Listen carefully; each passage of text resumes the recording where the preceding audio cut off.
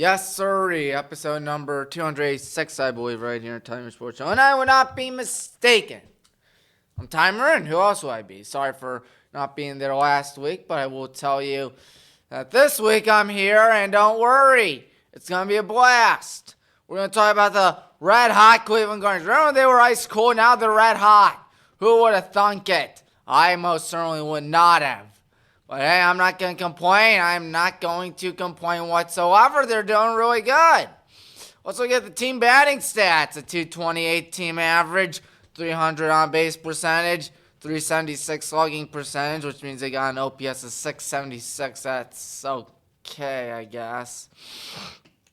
228 batting average ain't that good either. But I tell you what's good. 450 runs, 855 hits, 169 doubles, 120 home runs, 433 RBIs, and 86, I repeat, 86 stolen bases.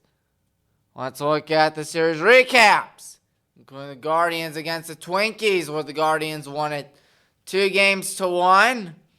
Of course, Kyle Manzardo walk-off single in Game 1, folks. And Jose Ramirez and Brian Rocchio had 1 RBI each in Game 1. Not to mention the fact that Dan Schneemann and Jose Ramirez homered in Game 2. And Ramirez would homer again in Game 3, don't worry. And Bo Naylor hit a go-ahead double in Game 2. Let's not forget Daniel Schneemann had 3 hits in Game 3. And then the Guardians at the Mets. Now, typically when the Guardians go to Citi Field in Flushing, they don't do too well. They hadn't won before at Citi Field. That changed. Over the past 3 days, they didn't win 1, they didn't win 2, they won 3 games at Citi Field for the first time ever. They pick up a win there, and they sweep the Mets. Oh my goodness, they swept the Mets. Who would have thunk it? I tell you, Gabriel Arias had a 3-run bomb in Game 1. And what else? Stephen Kwan had 2 hits and 1 RBI in Game 2. And Logan Allen pitched 5 very dominant innings in Game 2, too. And then Gavin Williams was the talk of the town last night when he was just 2 outs away. Oh, man, lousy Juan Soto broke up the no-hitter with a solo jack out to center field. Angel Martinez tried to rob it, and he came up short. Last Cleveland Guardian no-hitter, of course, Lynn Barker, 1981, when he did it against the 5th-year Toronto Blue Jays on May 15th, 1981 once again. But Juan Soto is going to be hated by everybody in Cleveland for good reason. He broke up the only shot at a no-hitter Gavin Williams had, but he did phenomenal. 126 pitches. That's like me playing MLB The Show or MVP Baseball. My starter's in for a ridiculously long amount of time. He gave up 4 walks, 6 strikeouts, and of course 1 lousy hit, which was a solo home run in the 9th inning by Mr. Soto. Brandon Nimmo was walked 3 times that day. How about that? How about those Cleveland Guardians? Can you believe how good they've been doing lately? They're 59-55. Wowee.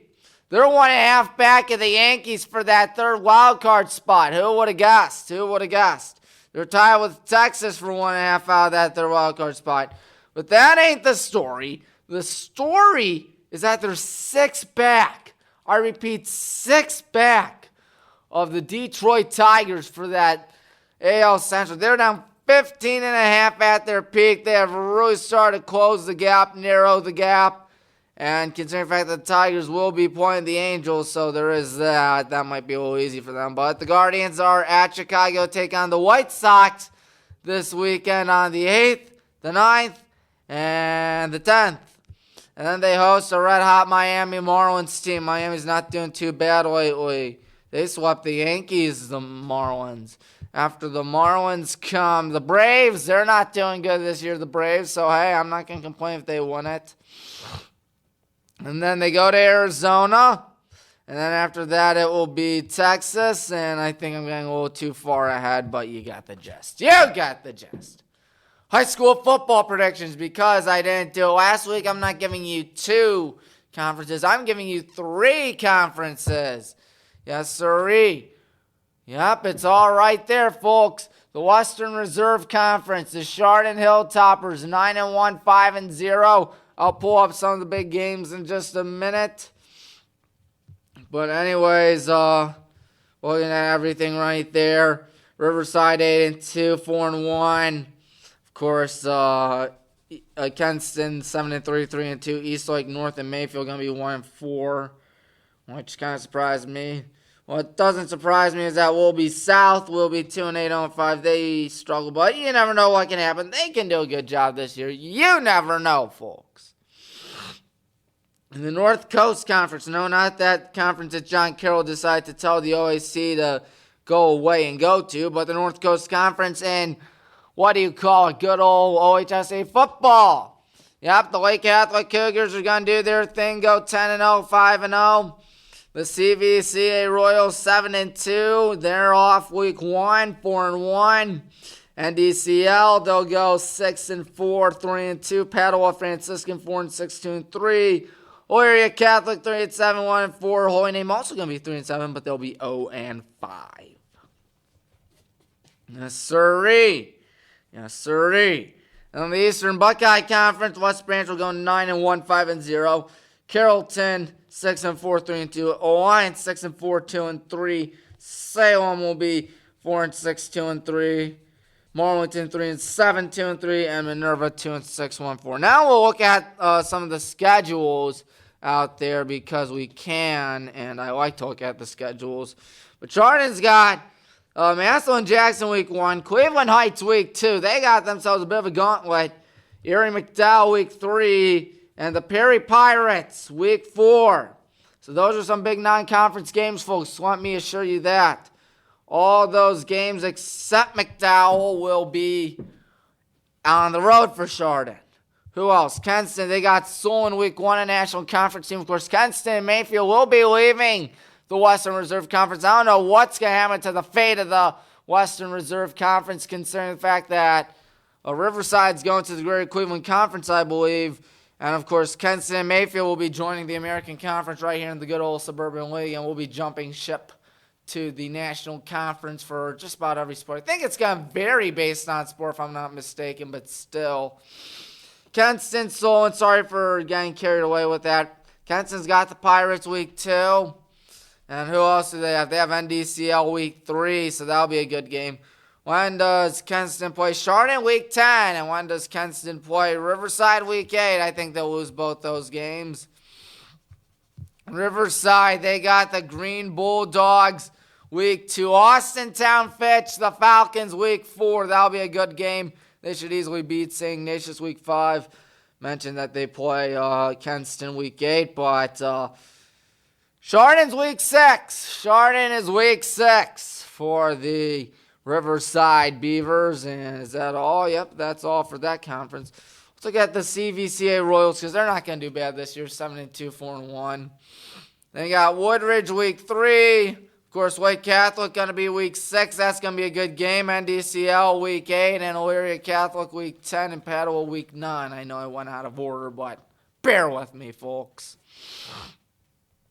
White Catholic, they got a really good schedule this year.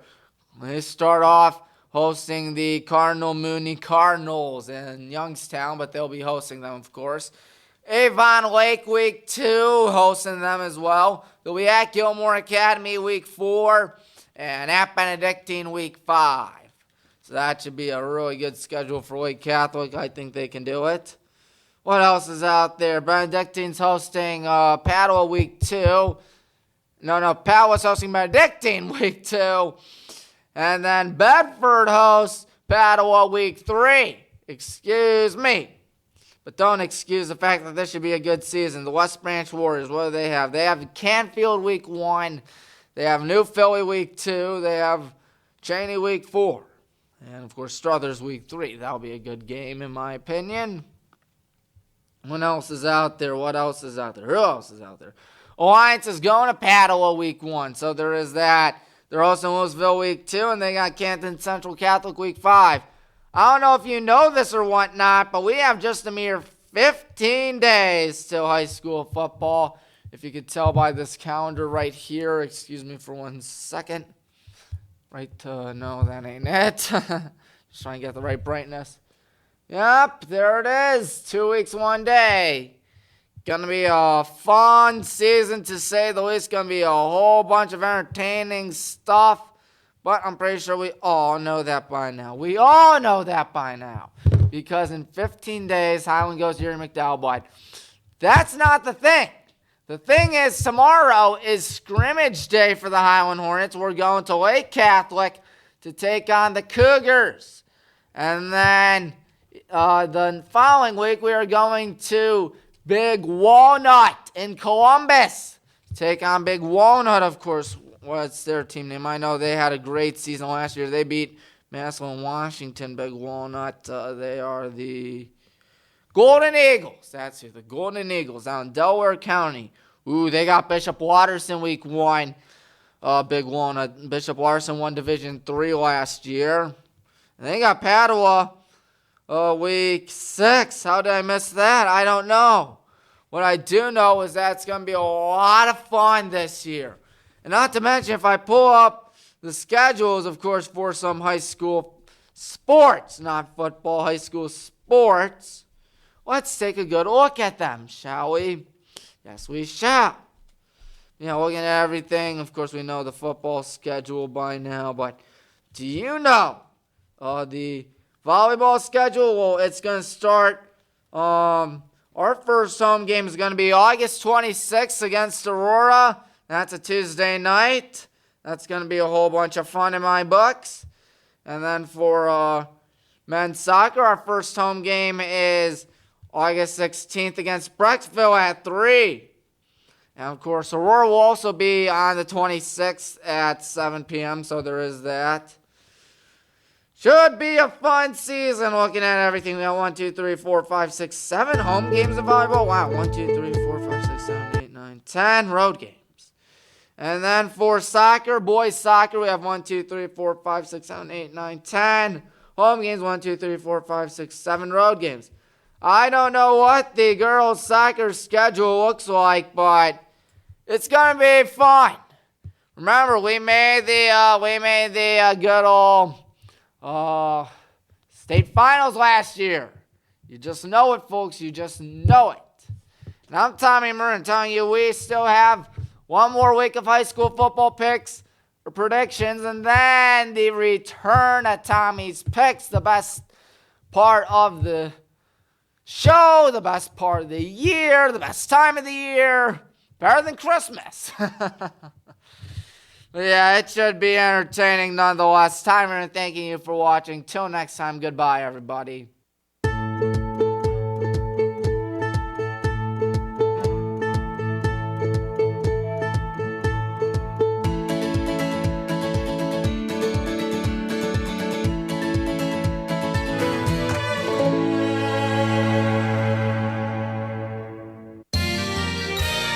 You are watching WCTV, Wadsworth Community Television.